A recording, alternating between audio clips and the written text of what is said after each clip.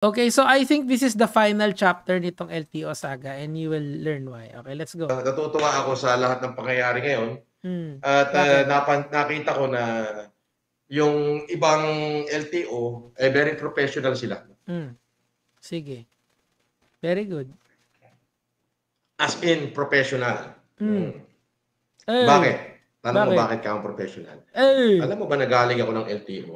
anong At nangyari? syempre, nag-inquire ako doon. Hmm, At marami pa kasi kung ibang may mga motor pa ako eh. okay.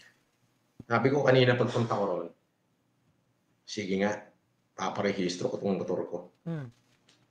Well, hindi ko alam kung totoo yan. Storya yan ni F. Francis Leo Marcos.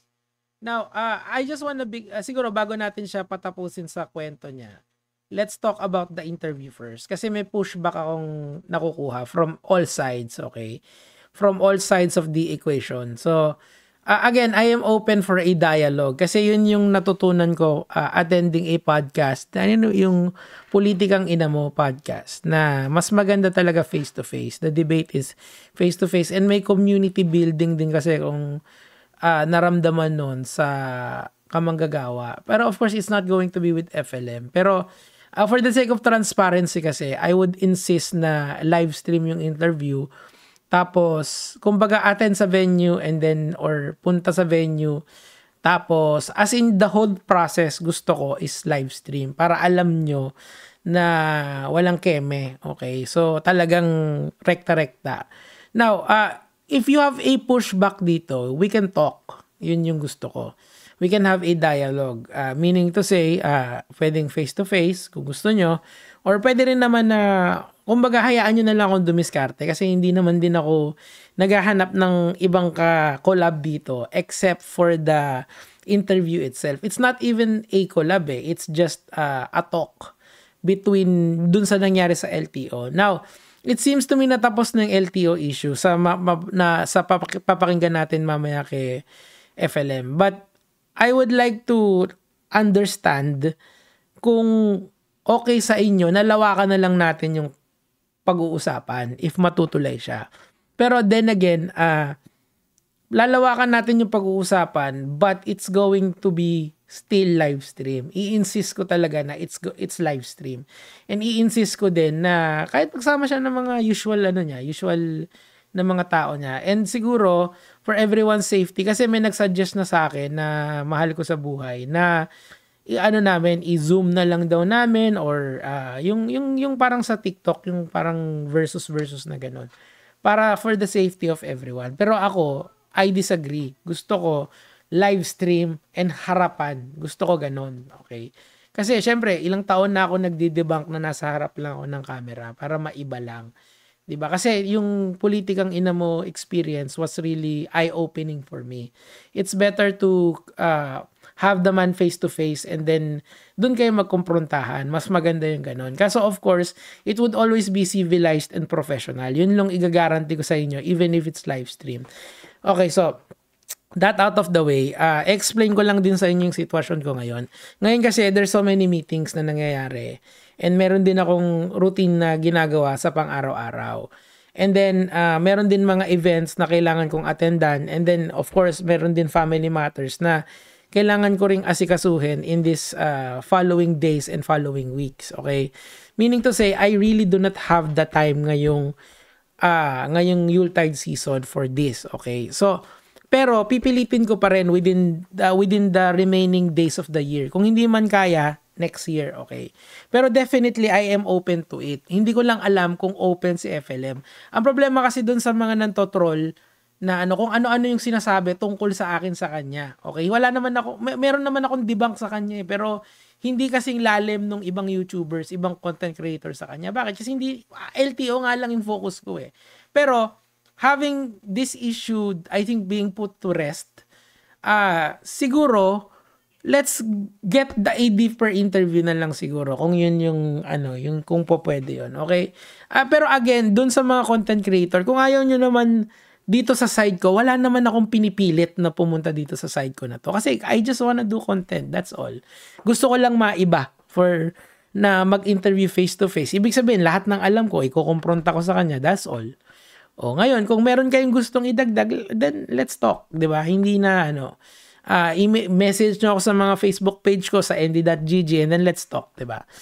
Anyway, let's continue this para para i-close out na natin tong LTO saga na to. Personal. Sa proseso. Tinitignan ko kung meron lang magsasalita ng, ay hindi kasi ganito. Ay! Sabi ko nga kanina, bigyan nyo ako ng pagkakataon na magwala dito. Very professional.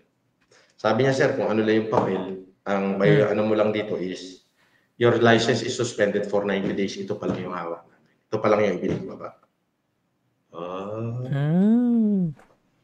Ibig sabihin, mainit. Ano yun? Mainit.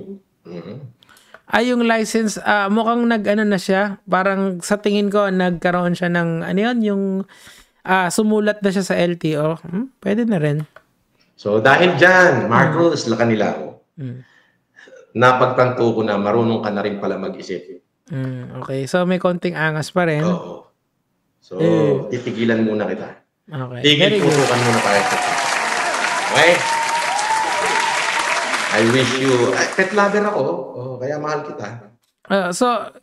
Parang ang inaano nito, ang ini-imply sa akin itong interview, itong mensahe niya kay Lacanilao, kay Yusek, is tapos na rin siya dun sa issue. Gets nyo? Kumbaga, hindi na sila magbabanatan. Kasi napansin ko nung sa mga live stream niya, of course, may mention pa rin dun sa mga usuals na bumabanat sa kanya. Pero, it's tamed. Ganun na yung style niya eh. So, hindi ko alam kung anong nangyari behind the scenes. Kasi hindi naman ako nakikinig ng diretso rito eh. Kumbaga may nagsisend lang ng mga clips tapos ayun na nga, eto kino-content ko and that's it. Kasi nga, I don't really have the time para makinig ng 2 oras na rant ni Mr. Leo dito or Mr. Mangusin, whichever name you wanna call this guy. Pero ang point ko rito kasi,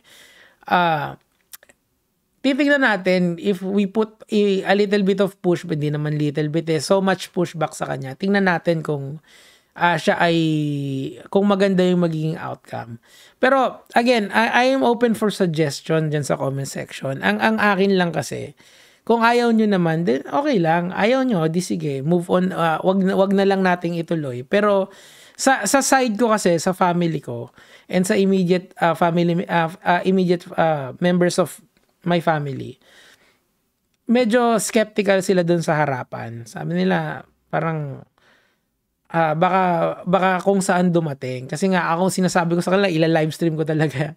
Wala akong pakialam kahit saan umano eh. Pero, of course, may point naman sila. Baka kasi, alam mo yon, hindi natin masasabi ang panahon. And, if you were to believe lahat ng linalabas ng mga tao sa kanila, there's so many red flags. Yun lang yung pwede kong sabihin dito.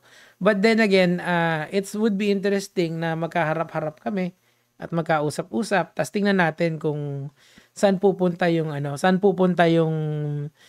yung conversation. But again, hindi wala itong TF sa kanya, 'di ba? Hindi ko naman siya babayaran. I-invite ko lang siya. He can always say no. Kaso nag-yes na kasi siya eh. So, I'm not sure kung magpo-push through because of that.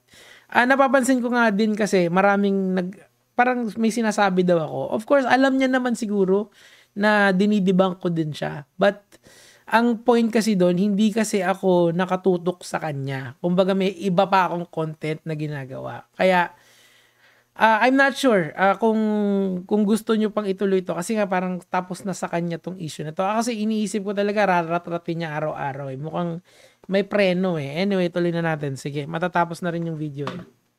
I wish you a Merry Christmas. Yan, diba? And a Happy New Year. Yan. January, pakan ulit tayong dalawa. Walang problema.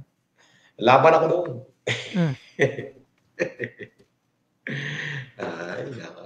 Kaya, huwag mo nang banggitin yan na peke plaka ko Mapapahiya ka talaga dyan. Yan, siyempre, hindi na naman talaga babanggitin nila Lacanilao yun. Kasi nga, hindi naman kasi focus nila itong si Francis Leo. Diba, ang focus nila is the whole Philippines. Kumbaga, issue lang siya. Parang ano yun parang blip lang in the radar tapos move on na, diba? So, tingnan natin kung ano yung susunod na mangyayari. Kasi it seems to me na kapag natapos na yung issue na to, baka kasi wala na siyang tama ba, cultural relevance sa inyo, 'di ba? Kasi like for example, if we're going to have the interview sa in 3 weeks, wala na. Patay na talaga yung issue, di ba? So, mas maganda, kung aabot ng ganun, mas maganda damihan na lang natin yung pwedeng pag-usapan if matutuloy talaga. Di ba? So, again, it's going to be face-to-face. Now, if you want to give me information or kung ano yung sa tingin yung dapat kong i-topic dun sa interview, or siguro, list down 10 topics na on order of pinaka-importante, tas yun yung itatanong ko sa kanya, di ba?